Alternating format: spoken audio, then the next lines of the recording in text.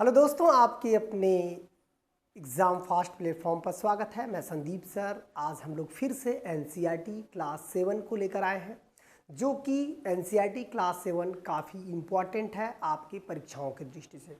तो चलिए आज के सेशन की हम लोग शुरुआत करते हैं। और याद रखना है कि जितने भी हम उसमें लिखवाते हैं या रेड पॉइंट मारते हैं, उसको आपको नोट्स बना के रख लेना है, क्योंकि यही आपके एग्ज़ाम में क्वेश्चन पूछे जाते हैं जो आपको नहीं आते हैं। तो चलिए हम लोग आज के इस सेशन की शुरुआत करते हैं। आज इसमें है मुगल और यूरोप वासियों का भारत में आगमन।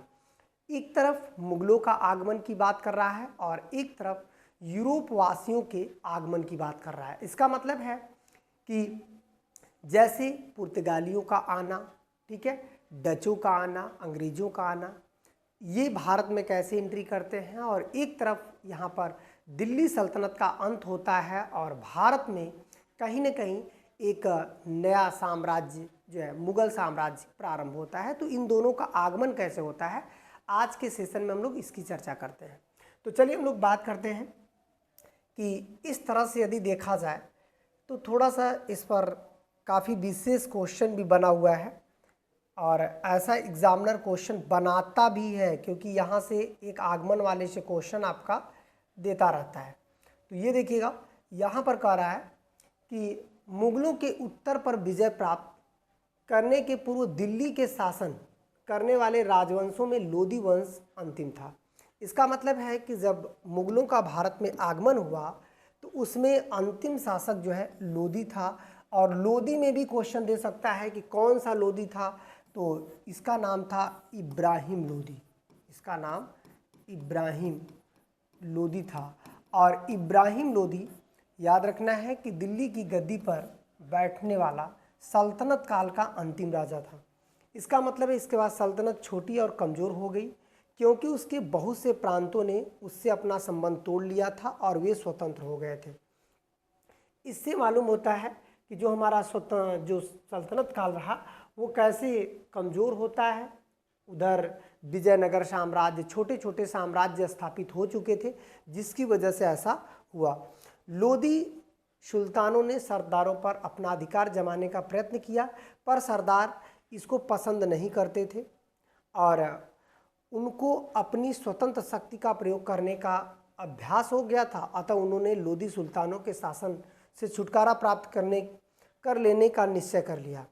उन्होंने काबुल के एक शासक था बाबर। इसका मतलब है कि बाबर जो है का एंट्री भारत में कैसे होती है, तो बाबर की जो एंट्री भारत में होती है, ये सीधे सीधे ये कह सकते हैं कि एंट्री होने का मूल रीज़न था कि खुद जो है इब्राहिम लोधी के खिलाफ षड्यंत्र रचा गया। कुछ अपने ही लोग जाकर के जो है बाबर को इनवाइट करते हैं। लोधी के करीबी लोग रहते हैं, आसपास के छोटे मोटे साम्राज्य के लोग रहते हैं। तो इन लोगों ने जो है वहाँ जाकर क्या किया कि षड्यंत्र रचा और उससे सहायता मांगी। बाबर तैमूर उत्तराधिकारी था, जो तैमूर लंग आक्रमण किया था, और बाबर ने हिंदुस्तान की सीमाओं तक आक्रमण किए। वह जानता था कि भारत एक धनवान और उपजाऊ देश है। जब भारत के सरदार ने उससे, ये देखिएगा, भारत के सरदार ने उससे सहायता मांगी तो वह सहायता देने के लिए तैयार हो गया। ये देखिएगा, तो वह सहायता देने के लिए तैयार हो गया। ये देखिए, वह सहायता देने के लिए तैयार हो गया और अपनी सेनाएं लेकर पंजाब पहुंच गया।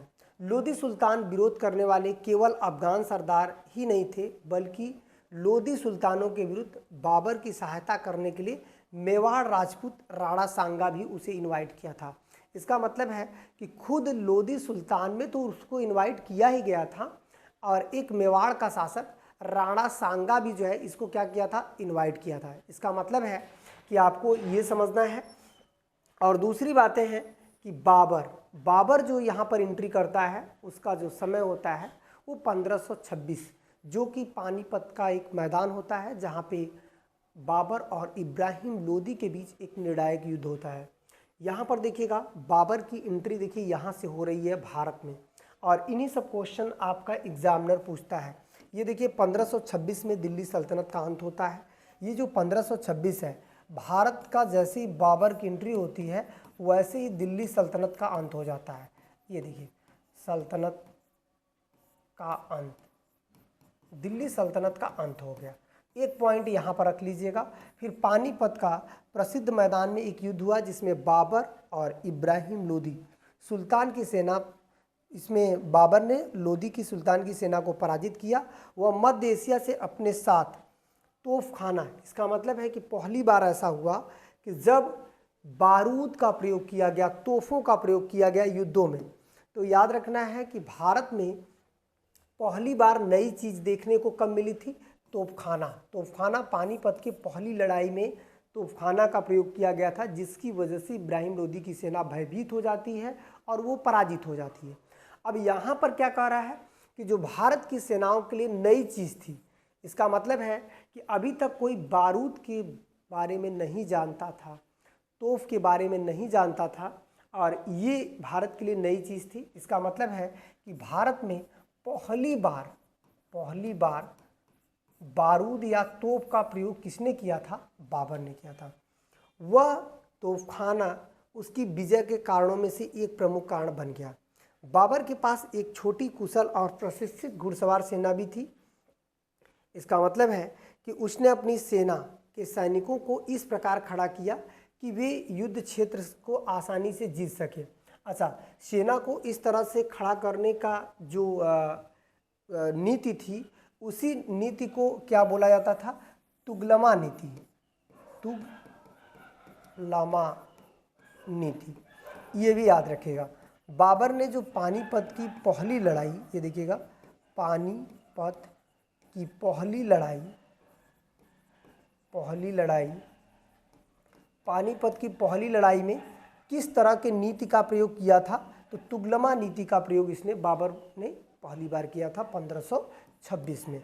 और ये जो घोड़सवारी की कौशल नेतृत्व था और अच्छे प्रशिक्षक घोड़सवार किस तरह से चारों तरफ से युद्ध क्षेत्र में काम करते थे।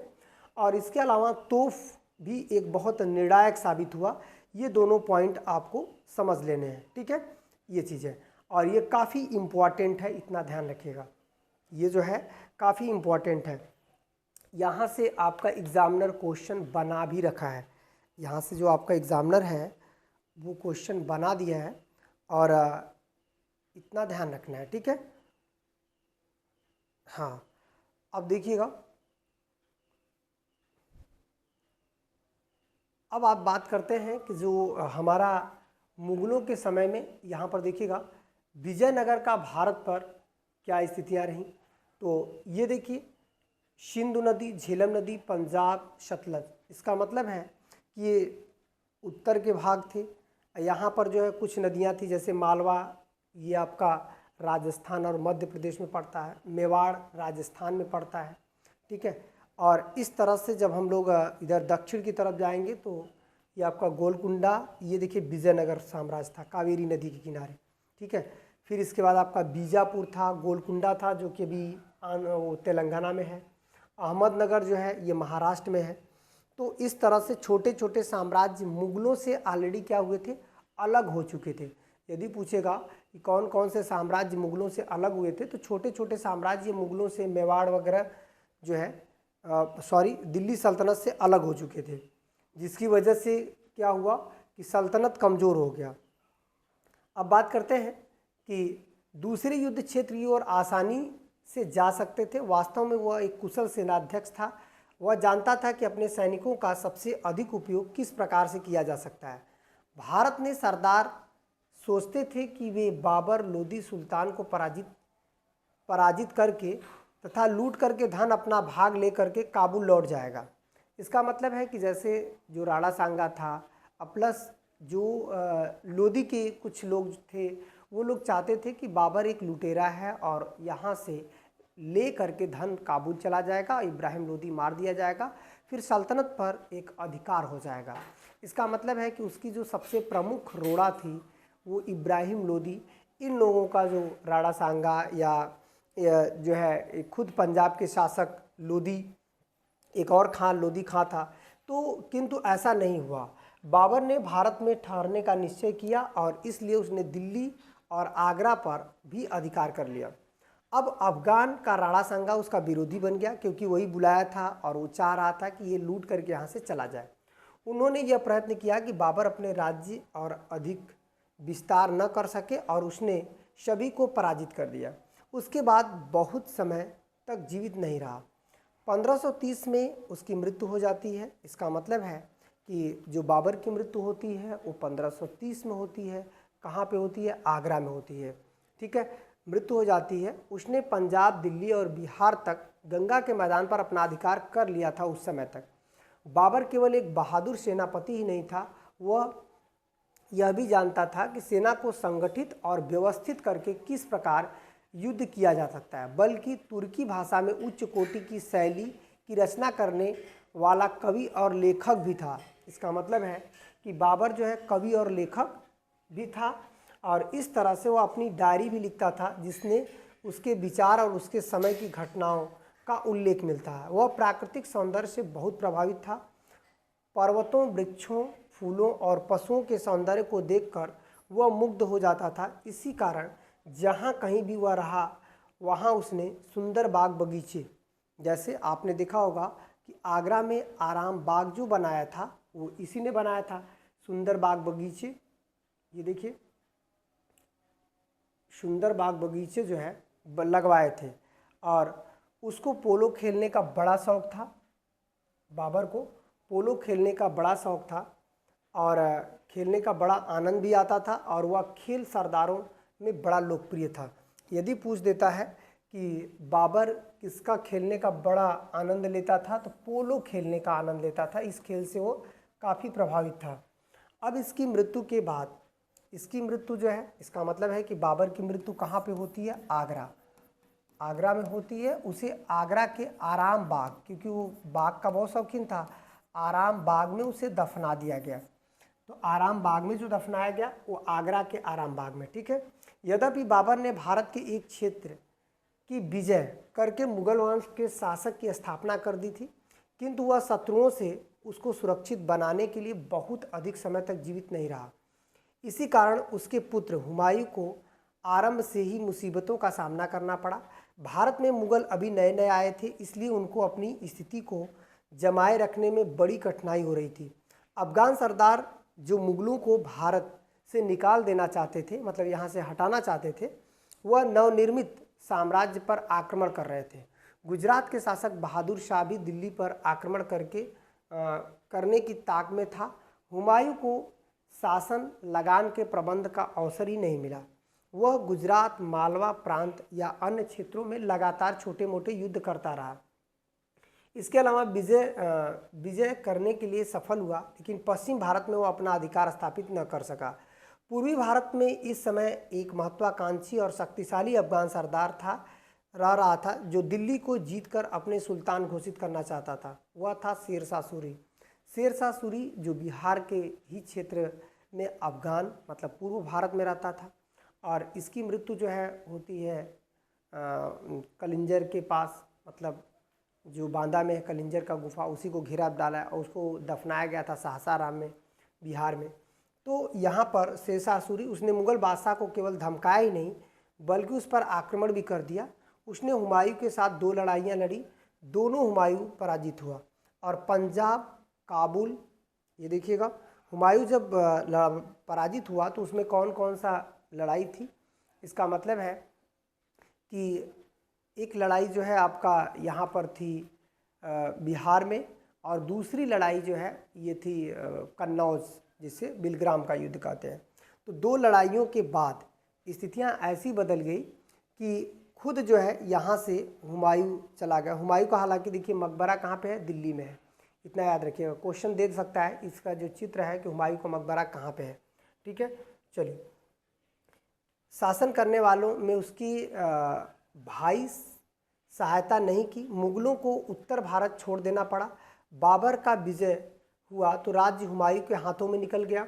हुमायूं सिंध और राजस्थान में एक स्थान पर एक दूसरे स्थान पर भटकता फिरा, किंतु अवसर पर जब अमरकोट में था तो उसने एक पुत्र उत्पन्न हुआ। इस पुत्र को आगे चलकर महान सम्राट अकबर का नाम दिया गया। भारत का शासक बना और अंत में हुमायूं को सिंध छोड़कर फारस चला जाना पड़ा। अब आते हैं शेरशाह सूरी। शेरशाह सूरी का असली नाम फरीद था। इतना याद रखना है कि जो शेरशाह सूरी है वो, इसका नाम क्या था? फरीद, इसका असली नाम। और किंतु एक शेर को मार डालने के बाद उसका नाम शेर खां मतलब शेरशाह पड़ गया। वह एक सरदार का पुत्र था और जिसकी एक छोटी सी जागीर जौनपुर के पास थी। और शेरशाह भूमि, और इस तरह से शेरशाह क्या करता था? भूमि क्षेत्र पर अधिकार कर शेरशाह ने भूमि क्षेत्र पर अधिकार कर जो है कर लिया और एक शक्तिशाली सेना बनाई और फिर अपने को एक स्वतंत्र शासक घोषित कर दिया। हुमायूं को पराजित करने के बाद वह भारत का बादशाह बन बैठा। यही उसकी सफलता का चरम सीमा थी। इसका मतलब है कि हुमायूं को हराने के बाद यदि पूछेगा कि शेरशाह की क्या स्थिति रही, तो शेरशाह एक बादशाह बना जब हुमायूं पराजित हुआ और वो दिल्ली की गद्दी पर बैठ जाता है। और ये देखिएगा, और सफलता की चरम सीमा उसकी अभियान केवल भारत के शासक बनने का ही नहीं था, बल्कि वह एक योग्य शासक बनना चाहता था। वह अलाउद्दीन की नीतियों से बहुत प्रभावित हुआ और विशेषकर उसकी सेना संगठन तथा लगान वसूल करने की नीति से। सुल्तान होते ही उसने अपनी सेना का संगठन किया और अपने सैनिक शक्ति को बढ़ा लिया। उसने अधिकारियों को नियमित रूप से वेतन देने पर जोर दिया और उनको असंतुष्ट, अलाउद्दीन खिलजी तो था, वो भी यही कर रहा था, असंतुष्ट नहीं होने दिया। इस प्रकार उसने अपने प्रशासन को सुधारा। यदि किसी को कोई शिकायत होती, वह सीधे शेरशाह के पास जाकर उससे कह सकता था। इस तरह से वो प्रशासनिक व्यवस्था जो है शेरशाह ने बना रखा था। ठीक है, अब देखिए, ये जो आप देख रहे हैं, ये जो चित्र है, ये क्या है? तो ये आपका हो जाएगा सासाराम में शेरशाह का मकबरा। इसका मतलब है कि ये सासाराम बिहार में पड़ता है। और क्वेश्चन ये भी दे सकता है कि सासाराम बिहार में किसका मकबरा है? तो शेरशाह का मकबरा कहाँ पे है? सासाराम बिहार में। देखिए, छोटी छोटी चीज़ें बस ये आपके एग्जामिनर में क्वेश्चन पूछी जाती हैं। ठीक है, और यही आपको यदि बेस सही है तो आप किसी भी एग्ज़ाम को अच्छे से कवर कर सकते हैं। इससे वह अपनी प्रजा को लोकप्रिय हो गया। वह स्वयं दौरे पर जाता है और इससे वह अपने अधिकारियों के कार्य को देखरेख करता है इतना बेहतर तरीके से। लगान की वसूली में वह बड़ा सतर्क था। वह इस बात पर ध्यान रखता था कि उसने किसानों को बहुत अधिक लगान न देने पड़े। उचित लगान निश्चित करने के लिए उसने अपने राज्य की सारी भूमि को नए ढंग से बंदोबस्त किया था। अलाउद्दीन के शासनकाल में, इसका मतलब है कि जो भूमि का बंदोबस्त व्यवस्था किसने किया था? तो शेरशाह सूरी ने किया था। अलाउद्दीन के शासनकाल में भी ऐसे ही था। भांति उसने भूमि को नाप कराकर लगान निश्चित किया। शेरशाह ने अपनी सड़कों पर विशेष गर्व किया। इसका मतलब है कि जो शेरशाह सूरी था उसी ने कलकत्ता से दिल्ली होते हुए पेशावर तक जो सड़क बनाई थी, जिसे शेरशाह सूरी मार्ग कहा गया, फिर बाद में जीटी रोड कहा गया। देखिए, सड़कें उसी के आदेश पर बनवाई गई थी। इन सड़कों को दोनों ओर छायादार वृक्ष लगवाए गए थे और कुएं खुदवाए गए थे और थके हुए यात्रियों को विश्राम के लिए थोड़ी थोड़ी दूर पर सराएं बनवाई गई थी। और इस तरह से बंगाल तक मौर्य के द्वारा बनवाई हुई सड़क को फिर से उसने जो है एक बेहतरीन बना दिया। तो ये था आपका शेरशाह सूरी का जो विकास प्रक्रिया थी। यहाँ तक कि मरम्मत कराई गई। आधुनिक काल में पेशावर से कलकत्ता तक जो आपका ग्रांड ट्रंक रोड है, ये देखिए इम्पोर्टेंट है।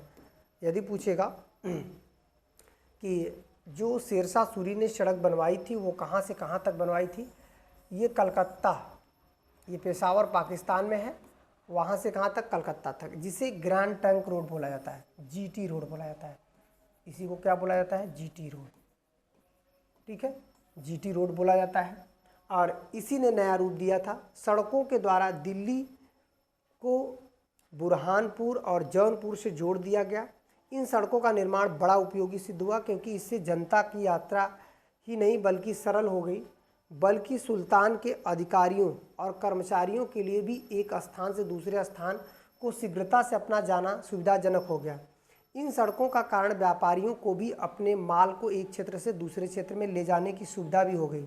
शेरशाह ने ही एक नए सिक्के रुपया, मतलब भारत में जो रुपया का चलन आया था, उस पर क्वेश्चन दे सकता है कि भारत में रुपया का चलन किसने किया था? तो ये देखिएगा, भारत में रुपया का चलन जो है शेरशाह ने ही शुरू किया था। यहाँ पर देखिएगा, पहली बार, यदि पहली बार पूछेगा कि रुपया शब्द का इस्तेमाल पहली बार किसने किया था, तो शेर शाह ने पहली बार रुपया शब्द का इस्तेमाल किया था। ये आपको नोट कर लेना है, क्योंकि इससे पहले आप देखेंगे टका चल रहा होगा, ठीक है, रुपया चल रहा होगा, बहुत सारी चीज़ें चली, लेकिन रुपया शब्द का इस्तेमाल यदि पहली बार कोई किया तो कौन किया था? शेर शाह ने किया था।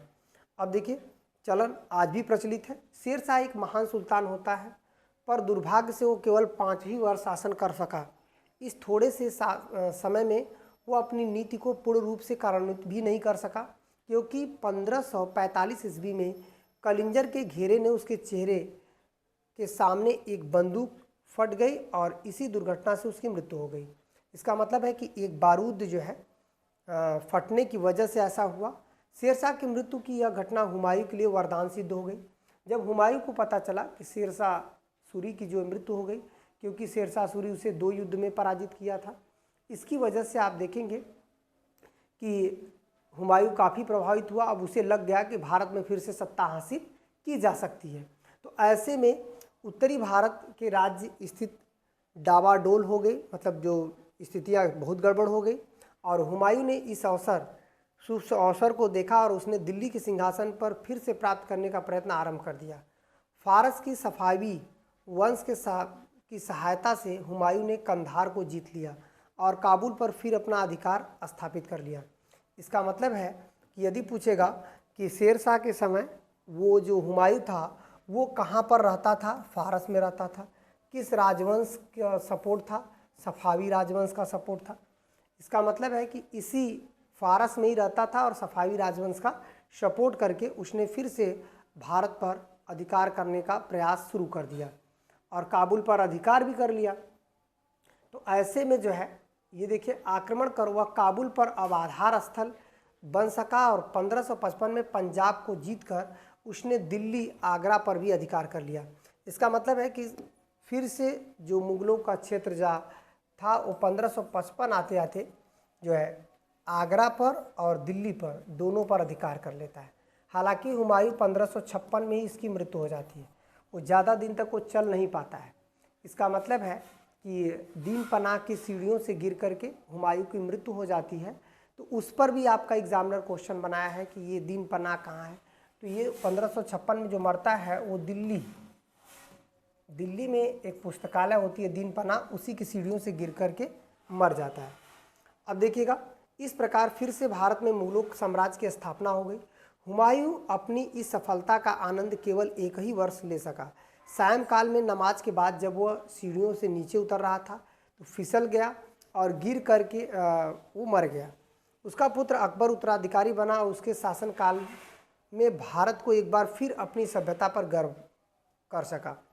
तो अब इसके बाद बहमनी साम्राज्य, छोटे छोटे साम्राज्यों का भी उदय होता है। उत्तर भारत में होने वाले इस घटनाओं के कारण दक्षिण राज्यों पर कोई प्रभाव नहीं पड़ा और मुगलों की शक्ति स्थापित हो जाने पर यह परिस्थितियां बदल गई। मुगलों को अपने अधिकार का विस्तार दक्षिण भारत में भी करना था और इस प्रकार उनको लगभग संपूर्ण भारत का एक साम्राज्य के रूप में संगठित करना था।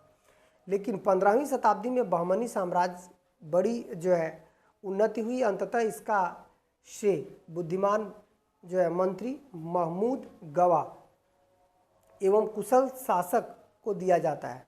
1553 में फारस का एक व्यापारी महमूद गवा भारत आया। उसने बहमनी राज्य की सुल्तान के यहाँ नौकरी कर ली और धीरे धीरे उन्नति कर कर बहमनी साम्राज्य का मुख्यमंत्री बन गया।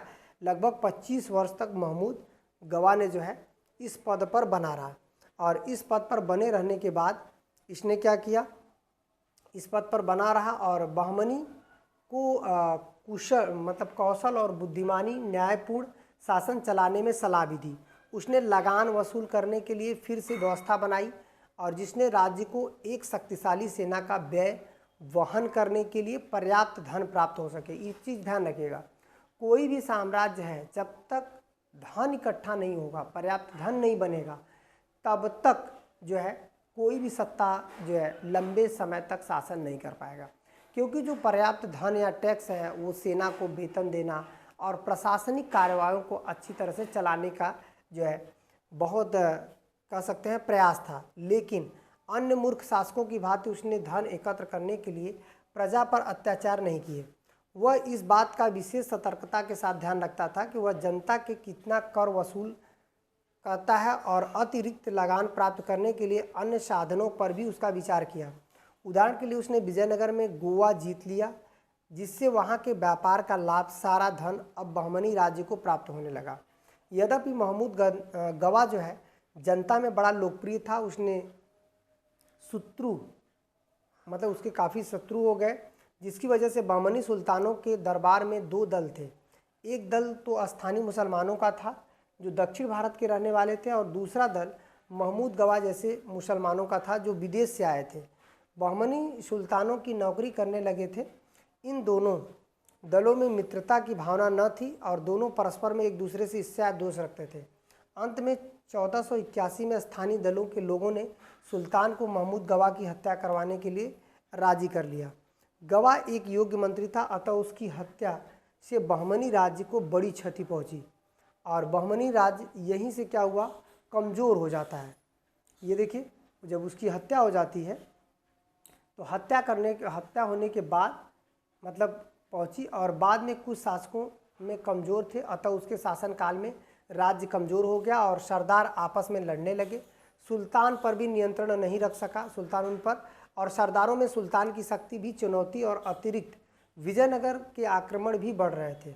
परिणाम स्वरूप बहमनी राज्य 5 नए राज्यों में विभाजित हो गया, जिसमें बीजापुर, गोलकुंडा, अहमद, विदर, बरार। इसका मतलब है, यदि पूछेगा कि कौन सा बहमनी साम्राज्य, जैसे ये 5 राज्यों में शामिल हो गया, तो बहमनी साम्राज्य जब टूट गया तो इनमें से कौन सा राज्य नहीं है, तो यहाँ पर देखिएगा बीजापुर है, बहमनी से बना था, गोलकुंडा था, बहमनी से बना था, अहमदनगर बना था, बीदर बना था और बरार बना था। ये पांचों जो राज्य थे वो किससे बने थे, बहमनी साम्राज्य से बने थे। और फिर इसके बाद अहमदनगर, बरार, बीजापुर में बीदर का विजय लिया और अहमदनगर, गोलकुंडा, बीजापुर को केवल 3 राज्य रह गए। अब आते हैं विजयनगर। विजयनगर बहुत इंपॉर्टेंट है। ये हरिहर और बुक्का द्वारा 1336 में बनाया गया जो है ये राज्य है, जिसको हम लोग बोलते हैं विजयनगर। ये भी एक हिंदू राज्य था विजयनगर, दक्षिण भारत में। तो इस पर भी जो है काफ़ी महत्वपूर्ण बन सकते हैं क्वेश्चन, विजयनगर से आता रहता है क्वेश्चन। ये विजयनगर किस प्रकार की घटनाएं रही हैं? वंशों में परिवर्तन के साथ साथ राज्यों में आंतरिक कठिनाइयां पैदा हो रही थी और 15वीं शताब्दी में इन समस्याओं में विजयनगर को शक्तिशाली कर दिया। मतलब जो आपस में सब राज्य नहीं चला पा रहे थे, तो उससे विजयनगर खुद शक्तिशाली बनकर निकल गया। और अंत में महमूद गवा की मृत्यु के पश्चात जब बहमनी राज्य का पतन हो रहा था, तो विजयनगर साम्राज्य फिर से एक शक्तिशाली बन गया। इस समय विजयनगर राज्य का शासक कृष्णदेवराय था। उसने 1509 से 1530 तक शासन किया था। कृष्णदेवराय काफ़ी शक्तिशाली था। भले विजयनगर साम्राज्य के संस्थापक रहे हैं हरिहर और बुक्का, लेकिन उसमें सबसे महत्वपूर्ण राजा कौन था? कृष्णदेवराय। तो एक चीज़ ध्यान रखिएगा, कृष्णदेवराय इसमें सबसे महत्वपूर्ण राजा था, लेकिन संस्थापक यदि पूछेगा कौन था संस्थापक, तो संस्थापक हरिहर व बुक्का था। और एक चीज़ और ध्यान रखिएगा, इसने 1336 में हरिहर और बुक्का ने इस साम्राज्य की स्थापना की थी। और इस तरह से हमारी सेना बहमनी साम्राज्य के अंदर, ये देखिए यहाँ पर कृष्णदेवराय के सिक्के भी है, अंदर प्रवेश कर गया और ऐसा केवल एक सिद्ध करने के लिए किया गया। अब देखिएगा, अब आते हैं, वह राज्य बहमनी राज्य से अधिक शक्तिशाली है। उसने उड़ीसा राज्य पर आक्रमण किया और वहाँ के राजा को भी पराजित किया। पश्चिमी समुद्र तट पर सभी स्थानीय राज्यों के साथ उसका व्यवहार मैत्रीपूर्ण था। उसने शासन के पश्चिमी एशिया, दक्षिण पूर्व एशिया, ये सब विजयनगर है, व्यापार पर निर्भर। कृष्णदेवराय समझता था कि यदि वह इन राज्यों को शांतिमय जीवन व्यतीत करने देगा तो वो विजयनगर से व्यापार करेंगे और व्यापार से विजयनगर काफ़ी समृद्धशाली बनेगा। कृष्णदेवराय प्रायः अपनी प्रजा को दशा को समझने के लिए अपने संपूर्ण राज्य की यात्रा करता था। वह चाहता था कि उसने अधिकारी उसके कर्तव्य का पालन करें और उसकी प्रजा सुखी रहे। इस तरह से राजा था और लगान उसे मिले, लोग सिंचाई वगैरह का भी व्यवस्था किया था और जिसकी वजह से जो है उसे काफ़ी लाभ होते थे। ठीक है, आवश्यक वस्तुओं, नहर, खेतों, शिक्षा संबंधी यहाँ तक कि हम लोग ये भी कह सकते हैं कि विजयनगर जो कृष्णदेवराय था, संस्कृत और तेलुगु का अच्छा शिक्षा मिली थी उसे, और तेलुगु एक लंबे काव्य अमुक्त मर्यादा की रचना जिसने बतलाया कि राजा को किस प्रकार शासन करनी चाहिए, ये किसमें था?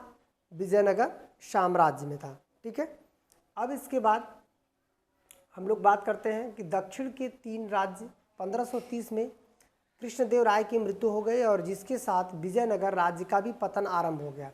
दक्षिण भारत में उत्तरी क्षेत्र में 3 राज्य अहमदनगर, गोलकुंडा और बीजापुर विजयनगर पर आक्रमण करने का अवसर की प्रतीक्षा कर रहे थे। यह अवसर 1565 में आया जब इन राज्यों ने मिल करके तालीकोट की लड़ाई पर विजयनगर को पराजित किया। अब विजयनगर का ऐश्वर्य वैभव नष्ट हो गया था, किंतु जो है दक्षिण के इन 3 राज्यों को भी अधिक समय तक अपनी विजय आनंद भोगने का अवसर नहीं मिला। उत्तर घटनाओं में प्रभाव दक्षिण के इतिहास पर पड़ा, जिसमें आप देख सकते हैं कि जो सल्तनत था वो पूर्ण पतन हो चुका था, मुगल की नई उदय हो चुकी थी, जिसकी वजह से मुगल खुद दक्षिण की ओर जो है बढ़ने लगे और दक्षिण के राज्यों को नष्ट हो गए। और इस तरह से ये लोग कार्य करके दक्षिण के राज्यों को क्या करते हैं? समाप्त कर देते हैं।